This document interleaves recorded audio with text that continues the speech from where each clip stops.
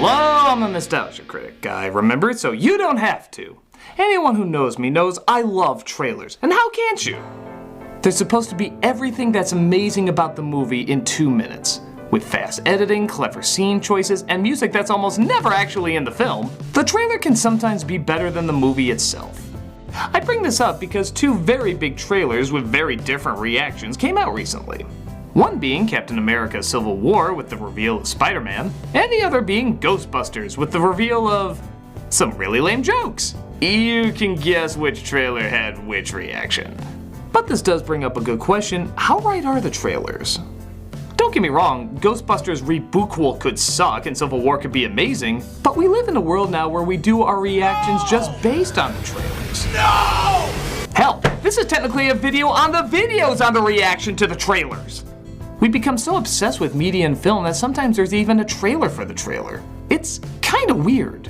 Maybe our love for how cool trailers are is growing, or maybe we're just so excited to judge something as soon as it comes out. Technically, before it comes out. It's no secret we all really like doing this, but why? It's clearly not the movie, it's just an advertisement for it, so why do we get so sucked into them? Is it because it's fun? Yeah, a little bit.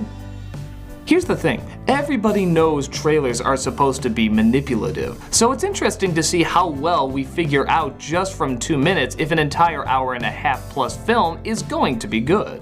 It tests how keen we are at spotting an obvious trick or locating a beneficial product.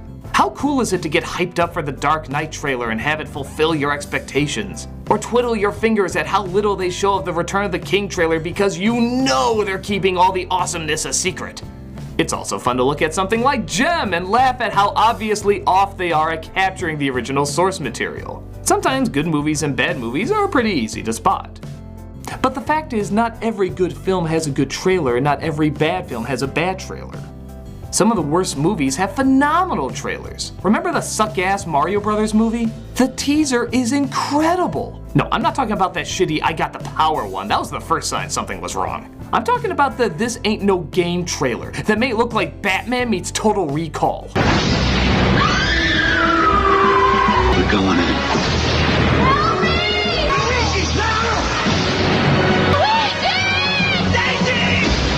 Where's the rock? The plumbers took it. Plumbers.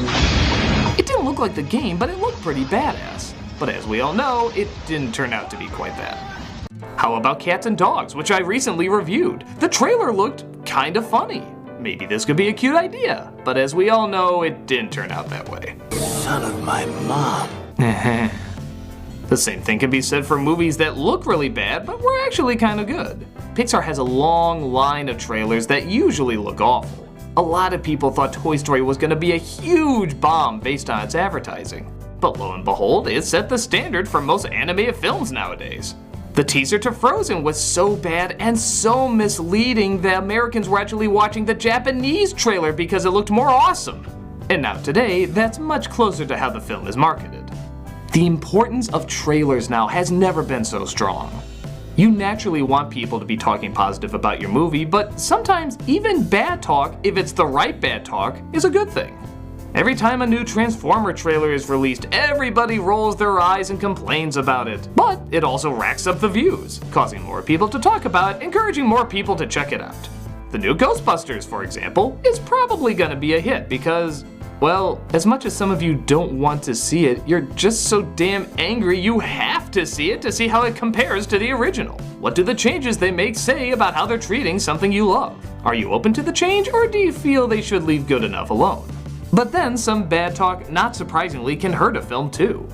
The backlash on the choices of the last Ninja Turtles movie were so great that they actually changed the casting of some of the characters around. Oh, and didn't you hear? That's Lex Jr. in the new Batman Superman movie. Just like it always was, right? Even the new Star Trek trailer got star and writer Simon Pegg to come out publicly and say, "This isn't the movie I wrote." The ads featured a more rock band action stunt flick than Star Trek of Ideas, but Pegg assures everyone that that was marketing's choice. He guarantees them the film is much different. In fact, trailers can be so manipulative that some have even been recut for humorous purposes. Two of the most popular ones are Shining and Scary Mary. Two movies seemingly switching tones, as Shining is recut as a feel-good romance about embracing life, and Mary Poppins is recut as a supernatural horror film. The great thing about both of them is, technically, neither one lies.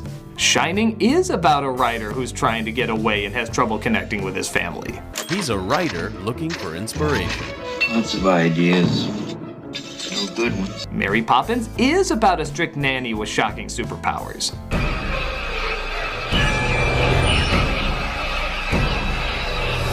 We all laugh at this because we know, through clever manipulation, something we're all familiar with can suddenly be transformed. But that again shows how misleading trailers can be, and how even though they're a lot of fun to analyze and get excited for, they're not always right. Keep in mind, half the time when these trailers are released, the movies aren't even done yet, and they're just given random scenes that they're supposed to turn into something incredible. If you ever see a scene in a trailer that seemed out of place, it's usually because it's one of the only scenes available, and they weren't given much time to figure out how to make it look cool. I find a good way to figure out whether a film is going to be good is look at the scenes in context of how it would fit the film. People were shocked at how bad Batman and Robin was when it came out, but if you look at the trailer and think of it in context of how these lines and visuals would fit the film, the warning signs were all there. Come join me. My garden needs tending. She loves me and not you, and it's driving you crazy. This is why Superman works alone. How could you make any of this work in a serious Batman movie? You couldn't. Something like the trailer to Iron Man looks good though, because the setup is strong. An egotist genius stripped of everything, forced to find his humanity again, and with great effects and humor. It's a juicy story that opens up a lot of conflict and development.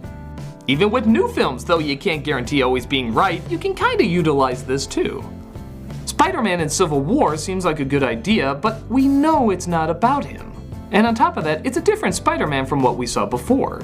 This means they probably won't have as much of him in the film as you think, despite them ending the trailer with him. And even if they did, they wouldn't have enough time to establish him to a point where you'd want to be rooting for him.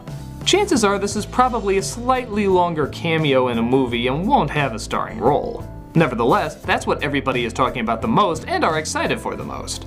Even that lame-looking Ghostbuster trailer does have some potential when you really think about it. The character lineup of the nerd, the squeamish, the wild card, and the badass could actually create some good comedy.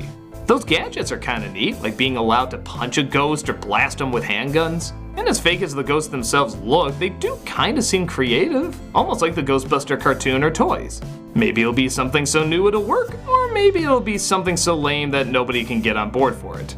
Seeing how trailers have so often not given us what they promise they're going to give us, we can never know for sure.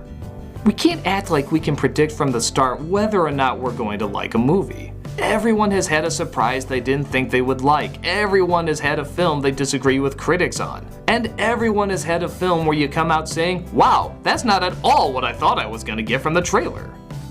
Now that doesn't mean don't analyze trailers or see what makes a good one or a bad one. Assumptions aren't always as bad as everybody thinks.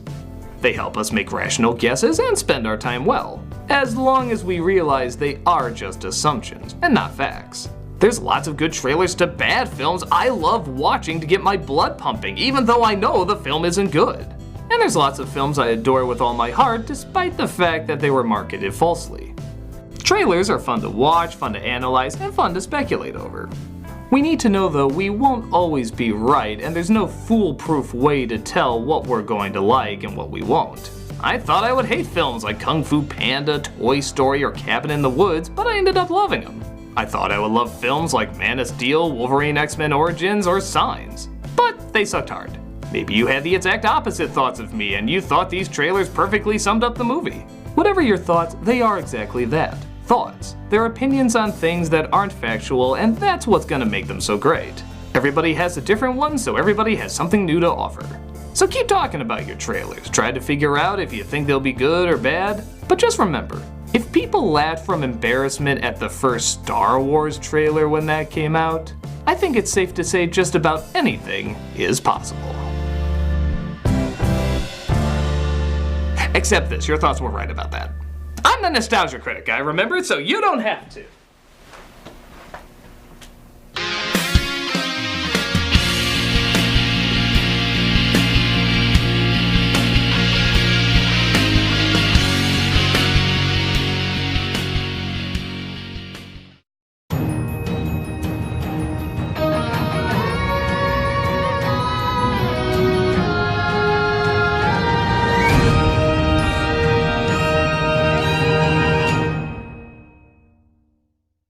Hey, Doug Walker here doing the charity shout out, and this week we are doing the Cystic Fibrosis Foundation. Cystic fibrosis is a life-threatening genetic disease that affects the lungs and digestive systems of approximately 30,000 children and adults in the US. More than 10 million Americans are symptomless carriers of the defective CF gene. But this is the leading organization committed to finding new therapies and ultimately a cure to this disease. If you look at their website and their YouTube page, you can see all the great leaps and bounds they're making and how many people they're helping live normal lives again. Even Lewis Black, one of my comedic heroes, backs this organization. You can see his video on their YouTube page right now. If a guy as awesome as that is backing this up, you know it has to be a good place. With so many stories and so many improvements being made, you can see right in front of you all the fantastic work that they're doing. So what are you waiting for? Click on the link and see if you can help them find a cure.